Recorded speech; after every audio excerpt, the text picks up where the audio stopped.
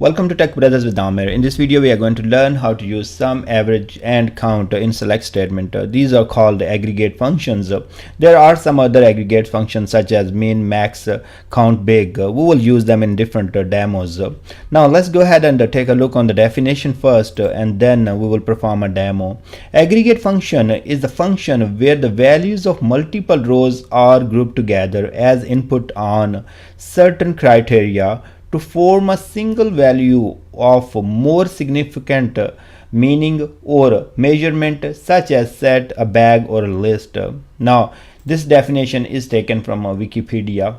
If I will put this definition in simple words, what the aggregate function does, they can accept multiple inputs and then give you one summarized value. Now let's implement some of these functions in real-time scenario and try to understand them. We have dbo.Customer table with the column called SaleAmount, and what we want to do, we would like to write a query that should give us sum of SaleAmount for entire results or records, and average of SaleAmount for all the records, and count of all the records.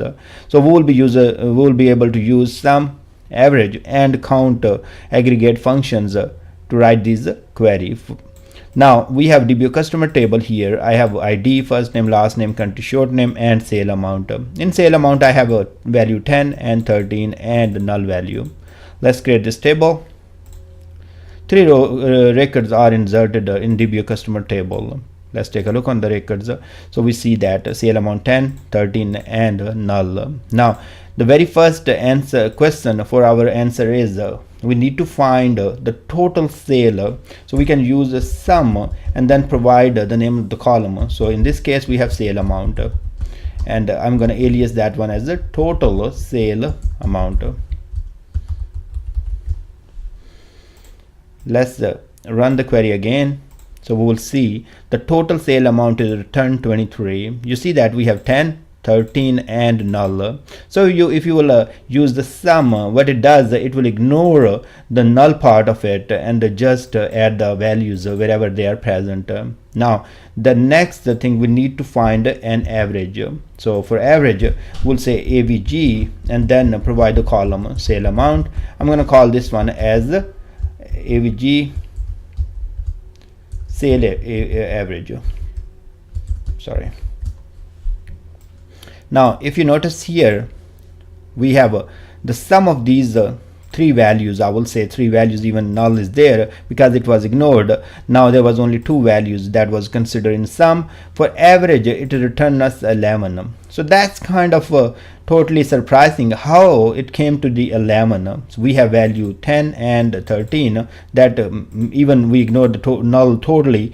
Then what happened? We have 23. So 10 plus 13, and then if we add that up, that's give us 23. Then how the result for sale average came to 11? That's a good question.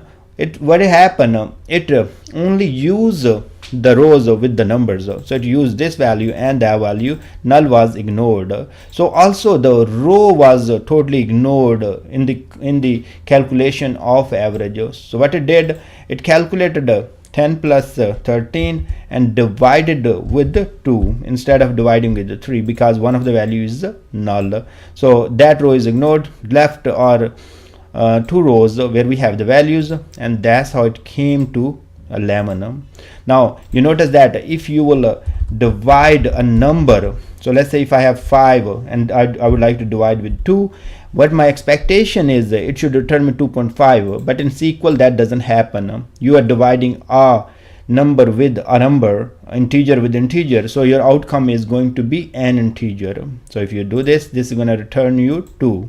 If you would like to return as a decimal, you have to provide at least one of the value as a decimal. So here you see that I have 5 divided by 2.0, so this should return me now 2.5. that's a decimal number. Or if I can have 5.0, so that's a decimal number, dividing by integer, it will return me the decimal. So we have to do some tricks.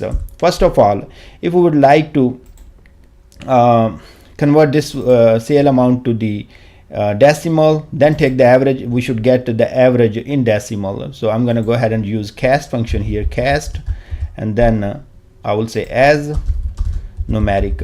So we are converting our sale amount to numeric amount. So let me write that quickly for you. Start from dbo.Customer. Now you see that's what we are doing now. We are casting or converting our column value to the number. So if you have asterisk here, so run it, and you see that 10 is converted to 10.00, 13 is converted to 13.00, and null is not going to be converted to anything. So that's how you will convert them. Then take the average, and it will return you the average 11.5000. So you can use the round function if you would like, and just have two numbers after the decimals, or 3 numbers, whatever you want, and by using the round function.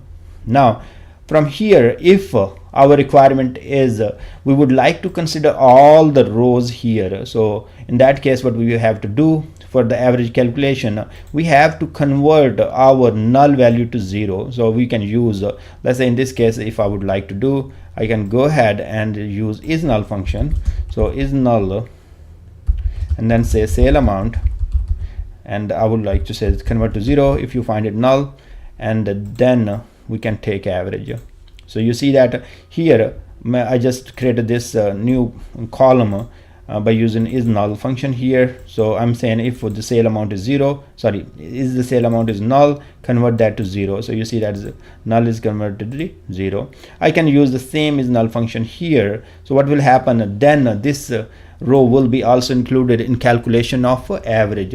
So it totally depends on your scenario. Maybe you will always would like to take the average where the values are present, or maybe you have a situation where you also would like to consider the row even the value is null in the calculation of average. So here I'm going to go ahead and add that part to it.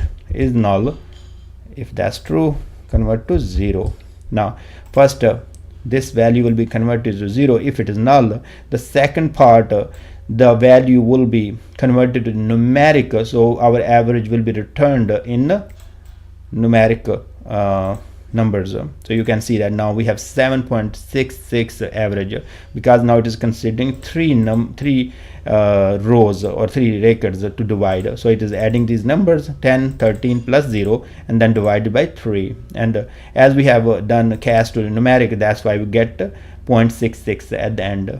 Okay, that's great. Now the last thing we would like to do, we would like to get the row counter. So we can use the count here and say asterisk. That's going to give us the count of all the rows. So we can, let's say alias this as total rows. Run your query and you will get 3. So this is how you will use your aggregate functions such as sum, average, count, and I will perform other demos in next videos. Thanks very much for watching this video, and I will see you guys in next video.